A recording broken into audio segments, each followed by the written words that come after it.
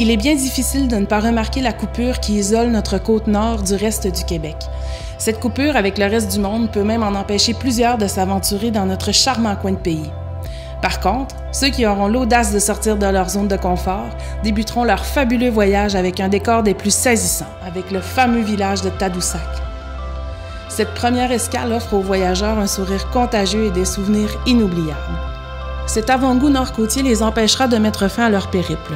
Toujours envieux d'en découvrir de plus en plus, ces nouveaux amoureux de la Côte-Nord poursuivront leur chemin une quarantaine de kilomètres plus loin et seront médusés devant la splendeur offerte par les Escoumins.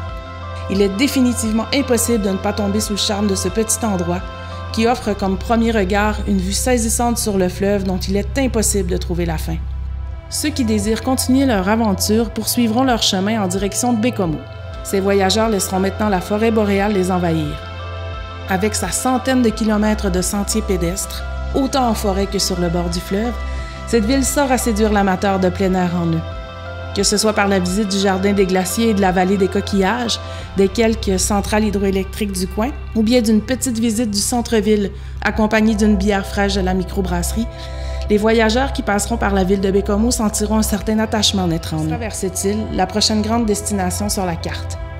Pour s'y rendre, il est impossible de fermer les yeux sur les magnifiques panoramas nord-côtiers qu'offrent entre autres les petits villages de Godbout et de Baie-Trinité. L'île Grande-Basque et l'archipel des Sept-Îles offrent une expérience de dépaysement totale.